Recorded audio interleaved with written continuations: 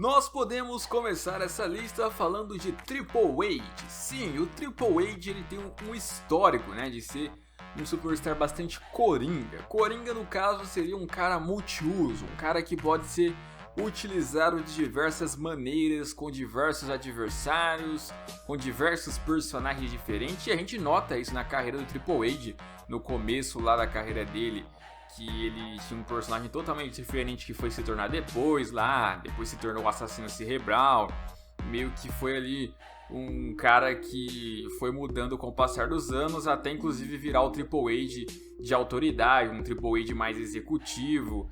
É um Triple H aí que vai se adaptando com o tempo, mas sempre é interessante, né? Tudo que você precisa promover bem, você coloca o Triple H e o Triple H consegue fazer isso, tanto que talvez com exceção dessa última rivalidade com o Batista, nas últimas WrestleManias, sempre as rivalidades do Triple H estavam entre pelo menos as 3 melhores da WrestleMania. Sempre ele está envolvido nas coisas mais interessantes, porque ele fala muito bem, se comunica muito bem e ele escreve muito bem as histórias. Talvez com o Batista não funcionou, até porque o Batista ficou ausente um tempo aí, apareceu só 2 vezes. Mas ainda assim, de qualquer maneira, não deixou de ser algo interessante, porque o pessoal gosta muito dos dois e quis assistir aquela luta lá que foi um estilo mais raiz ali, com o uso de objetos o tempo todo. Então o Triple H tem esse histórico, né, que mesmo quando ele não vai rivalizar com determinado superstar, ou até superestrelas mais recentemente, ainda assim ele se envolve para dar uma promoção a mais, para dar um hype a mais, ele dá alguns conselhos ali, leva alguns tapas, ele meio que faz diversas funções, então é um dos mais coringas que já tivemos aí na história da empresa. Não à toa que tem 14 mundiais, né, porque 14 vezes era importante que Triple H se tornasse campeão na WWE e foi isso que aconteceu. Então, Triple H está aqui para abrir essa lista. Apesar de ele abrir a lista, é claro que na sequência temos aqui o The Miz, né, que foi inclusive a ideia de criar um vídeo com esse tema, né, porque o The Miz, ele é simplesmente um dos caras mais coringa que temos nos últimos anos ali. Você pode utilizar o Miz no mid-card, no low-card, nas duplas, no título continental, no título americano, no título mundial, no título universal.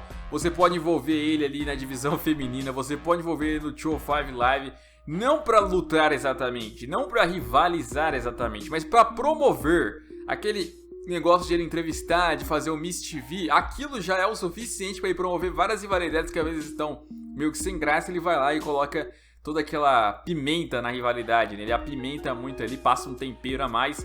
Então ele também é extremamente útil, essa sua função na WWE de coringa. Claro que muita gente cobra ele estar mais vezes no main event, que faz muito tempo que ele não volta mais para rotas maiores na empresa, é verdade. E mesmo se fosse para voltar, não precisa necessariamente vencer um Universal, vencer um Mundial, mas estar disputando ali também com certeza agregaria muito. Ainda assim, ele foi muito bem no SmackDown 2016, muito bem no Raw 2017 e é um cara aí extremamente útil por ele ser ele, né? O Miz, ele tem um jeito ali natural dele, que ele é realmente na vida real. Ele é bastante autêntico, é um cara exaltado ali, então dá pra utilizar ele de maneiras assim diferentes.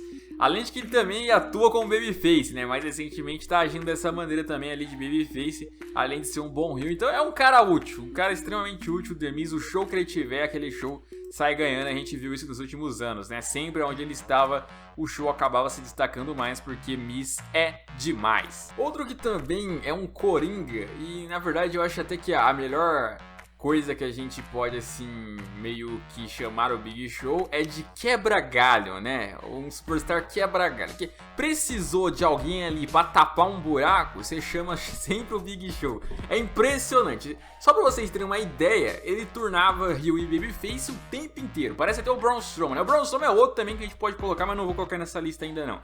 O Big Show, cara, o histórico da carreira dele é assim: ah, você precisa de um capanga? Big Show. Ah, você precisa de alguém pra formar uma dupla? Big Show. Ah, você precisa de um super vilão? Big Show. Ah, você precisa de alguém grande assim pra colocar ali como obstáculo de um baixinho? Big Show. Ah, você precisa de alguém como referência em uma batalha royal, em um Royal Rumble? Big Show. Ah, você precisa de um babyface novo aqui, imediato? Big Show. Ah, você precisa de alguém pra destruir alguma coisa? Ah, o Big Show é muito quebra-galho, cara. É muito quebra-galho. Tem um histórico disso aí, de coisas que ele foi envolvido. Tanto que muita gente divide opiniões sobre ele, né? Porque pegou muitas vezes momentos dele como vilão, outros gostam que pegaram momentos dele como babyface, então ele fica meio que esse negócio, né? Muita gente não sabe se ama ou se odeia ou se meio termo, porque o Big Show ele fez diversos papéis. Teve até lá aquela vez com o Floyd lá também, pô, precisamos de alguém grandão aqui pra enfrentar um boxeador famoso. Foi lá e colocou o Big Show. Ah, precisamos de alguém aqui pra encarar o Shaquille O'Neal. Ah, coloca o Big Show também, tipo. Ele, desde as coisas mais baixas, mais low card, mais jobber possível, a WWE utiliza ele quando precisa, como também nas coisas mais altas, mais importantes, mundiais ali e tal, coisas de main event, quando precisa também, coloca ele. Então ele sempre tá nessa, né? Ele ou tá lá em cima, ou tá lá embaixo, ou tá no meio, não importa. O Big Show é o Big Show. Então os caras mais tapa-buraco ali que eu já vi na WWE, impressionante. O Big Show também tinha que estar nessa lista. E eu comentei de Superstar aí, do Big Show, de ficar toda hora mudando de personagem, heel e babyface. E claro que a gente lembra do Chris Jericho, né? Que sempre também teve essa característica dele, né? De sempre estar turnando. Uma hora é heel, uma hora é face. Uma hora é heel, uma hora é face. Uma hora é heel, uma hora é face. Mostrando que também ele é um cara bastante coringa, né? O Chris Jericho, ele meio que, ainda mais nos últimos anos, consegue ali, ao mesmo tempo, perder pra Fandango em uma WrestleMania, ou seja, o cara num nível jobber, ou perder diversas vezes em shows semanais. A gente perdeu a conta ali de quantas vezes ele perdeu em shows semanais ali na WWE, pra caras até irrelevantes ali, passava certas vergonhas. Ao mesmo tempo que ele faz isso, meses seguintes ele tá se promovendo em um super combate lá contra o Kenny Omega, como se ele fosse do nível do Kenny Omega, tipo... Como que ele consegue isso? Só o Chris Jericho consegue isso. Só ele, com status de jobber, meses depois ele tem um status de estrela, sabe? Só ele, em todo o Royal Rumble, a galera começa a especular de ele ser o vencedor do Royal Rumble. Ele pode estar na pior fase da carreira dele em termos de derrotas, mas a galera sempre especulando ele como um vencedor de Royal Rumble, porque nunca ganhou antes. Por quê? Porque é o Chris Jericho, que é alguém que o pessoal sabe que, mesmo estando lá embaixo naquele momento, em qualquer momento ele pode ir pro topo, ele pode disputar algo grande e que vai ficar legal e que o público vai se interessar porque ele sabe se reinventar. É só você ver o Chris Jericho dos últimos anos aí, né? Ele se reinventou, esse negócio da lista dele aí foi bem inovador, parou de utilizar aquela jaqueta dele, o próprio visual conta também nessa questão de inovar, né? Então, o Chris Jericho tem esse histórico também de ser um cara aí que... consegue ser interessante de diversas maneiras, né? Atuando como babyface, atuando como heel, fazendo parcerias, fazendo traições. E o pessoal ainda assim adorando o Chris Jericho, né? Quase 50 anos, ou tá com 50 anos já no lombo. Já fez de tudo na WWE, já ganhou de quase tudo na WWE. Mas ainda assim, a galera sempre se interessa e sempre quer ver mais dele, porque é alguém que o público nunca... enjoa, pelo menos de modo geral. Eu particularmente enjoo, mas o público de modo geral sim adora o Chris Jericho e a gente não pode negar isso, não pode ter uma desonestidade aqui intelectual de dizer que não. É sim, o Chris Jericho é um cara extremamente coringa, extremamente tapa-buraco, extremamente tudo, né? Inclusive é tão tapa-buraco que tinha combates às vezes que estavam marcados para live events, na época que ele só trabalhava em live events na WWE, se não me engano era 2015 ali, ou 2014, eu acho que era 2015. E aí... o Chris Jericho nessa época, ele substituía muitas vezes ali alguns caras que se lesionavam e lutavam no lugar deles. Então era bem legal essa situação aí do Chris Jericho estar fazendo essas funções, essas multifunções. Claro que ele tinha que estar nessa lista também. E pra encerrar, claro que eu coloquei aqui uma super estrela, no caso a Charlotte, né? A Charlotte que ela é aí talvez... a principal superestrela dos últimos anos na WWE, a que mais construiu coisas ali, rivalidades, grandes combates, que mais conquistou prêmios, conquistas ali, títulos, enfim.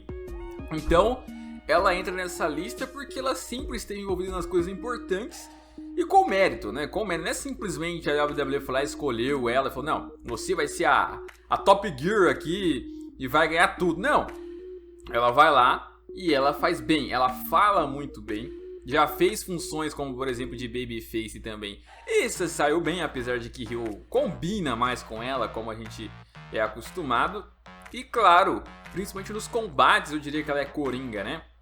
Porque qualquer combate que envolvam a Charlotte, o combate sai bom. É impressionante, né? Pode fazer o combate com quem for ali, eles colocam a Charlotte. Tanto que ela entrou nesse evento principal aí, sem o hype da Honda, sem o hype da Becky Lynch, mas entrou porque a WWE sabia da qualidade dela. Ela já tinha feito algumas alguns consertos em erros que a Sasha Banks e a Becky Lynch fizeram na WrestleMania 32, naquele combate triplo lá feminino que foi bem marcante, né?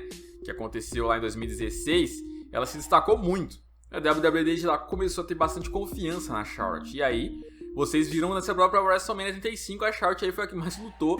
E não é a primeira vez, já foi a que mais lutou na rivalidade com a Becky, naquele combate com a Ronda. Então, a Charlotte, ela é útil para qualquer coisa que vai envolver a divisão feminina. Coloque a Charlotte em Money in the Bank, por exemplo, em Royal Rumble. Envolva a Charlotte. Você não precisa fazer ela vencer, mas coloque ela junto ali, coloque ela para participar, porque ela só vai ter coisas a agregar naquilo. Então eu diria que das mulheres é a mais coringa que já tivemos, pelo menos nos últimos anos.